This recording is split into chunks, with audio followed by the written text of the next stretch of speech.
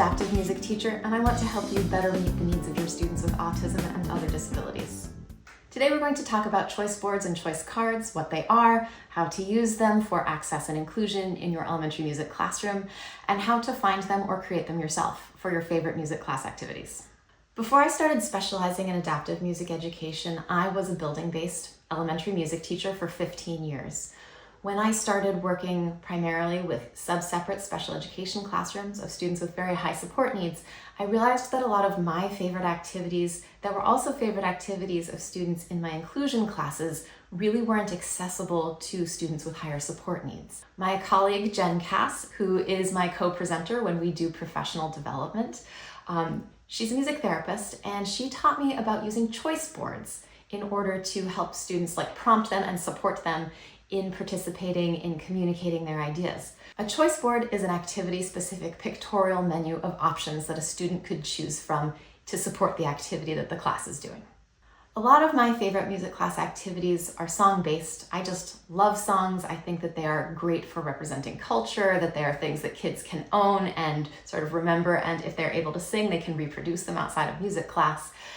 A lot of these activities, you ask students, what should we do differently? What movement do you want to do? What body part is next? And it's sort of the excuse, the novelty for doing it again. So you're not doing exactly the same thing over and over and over again while they learn the song. But a lot of students have trouble participating in that way, giving an idea. And so they sort of get left out of that leadership role in their classroom.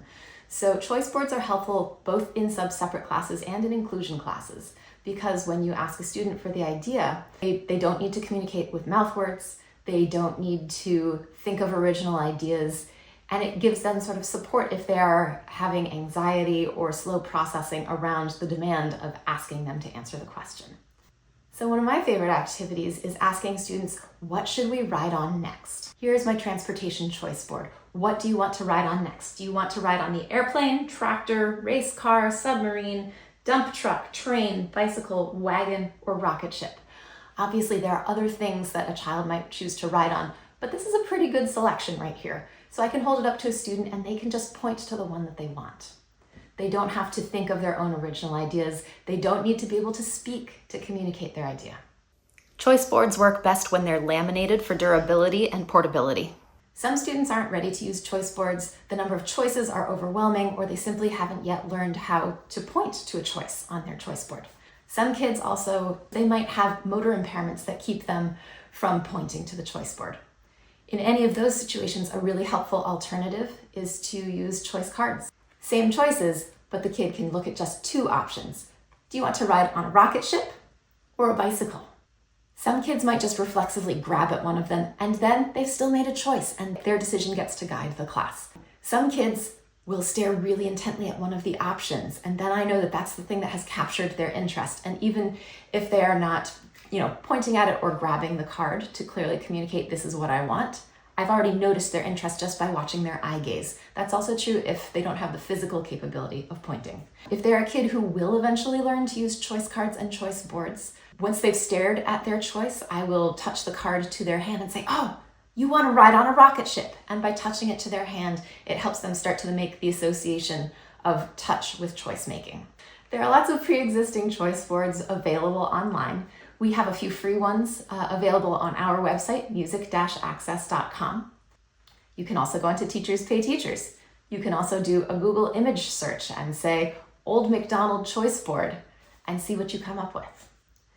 Sometimes you might need to make your own choice board, so let me show you how you can do that easily in either Google Docs or in Canva.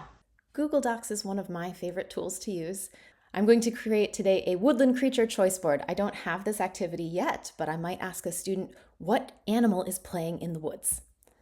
So first thing I'm going to do is change my page setup. Under File, Page Setup, I want to move into Landscape Layout, and I'm going to make my margins smaller. I like to do a 0.4 inch all the way around. And then I'm going to insert a table right here. Let's see here. I think I want to have a total of 12 woodland creatures, so I'm going to insert this table 3 by 4. Next, what I need to do is insert an image, and I'm going to search the web. So the first thing that I want to look for is a squirrel. And I'm going to use the keyword cartoon because I want to make my artwork style match. And look, I've got great artwork styles here. As I'm thinking about this one is overly detailed. I do want my artwork style to match across all 12 animals I'm going to put on here. I'm probably not going to be able to match this highly detailed style. You know, this one is dressed in clothes, which is a little unrealistic to me. This one doesn't have any outlining, but I think that this squirrel right here is a style that I will be able to match, or close enough. So I'm going to use that squirrel. Okay, so now I have found 12 woodland creatures. Few things to point out. One is that I was not successful at finding very close matches in art style, that this raccoon doesn't have any outlines, you know, this hawk doesn't have very much detail, this moth has a lot of detail, but this is the best I can do, and that's okay. This will work with my students. Another thing to point out is, given this particular topic, sometimes some of the cartoons I found looked very scary, and I didn't want to use a scary cartoon that could bother one of my students. So I've got a very silly looking snake, a friendly looking spider, and so on. Now you'll see this choice board is now spilling onto 2 pages, so I need to adjust the sizes. One thing to point out, Google Docs, when you insert an image, will automatically fill the box in the table. And you can see this raccoon here has extra white space on the side. To deal with that, I'm going to double click the raccoon, which opens up this extra dark outline, and I can just drag like this. I can drag, in fact, on all the sides to get rid of extra space, which will allow me ultimately to maximize the size of my raccoon cartoon, because now the part between the dark line and the blue line here is just going to disappear from what is showing. So when I click outside, now from clicking outside, now I can change the sizing based on that blue outline. Okay, now I've resized all of my images so that they fit onto one page. The spacing is a little weird. So the first thing I'm going to do is Command A to select all of them, and I'm going to center each of those images in its box. So that's helping already a little with the alignment. I am going to make these lines disappear later on.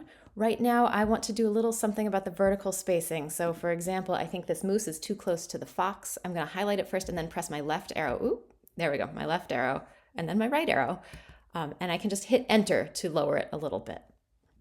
Okay, now I'm satisfied with my spacing. So the last thing for me to do is put my cursor somewhere inside the box, and I'm going to go to Format, to Table Options. And the bottom option here is Color. Right now, it says table border is black. If I just turn that table border to white, I've made all of the lines disappear.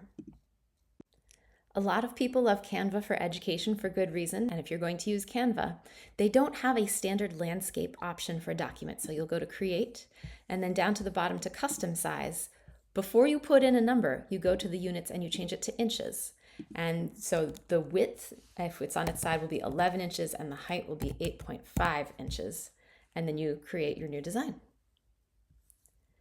From here, you'll go to Elements, and you'll search your elements for chipmunk cartoon. And when you find the one that you want, you simply click it and it gets inserted, and then you can resize it and drag it around. If choice boards and choice cards already seem like a great idea for your classroom and your students, I hope that you'll consider doing some professional development with us. You can go to our website, music-access.com, to register for online or in-person PD, or you can request that your district contract us to provide professional development for your entire department. Thank you for working hard to meet the needs of your students with high support needs. I'm glad to be in this work with you.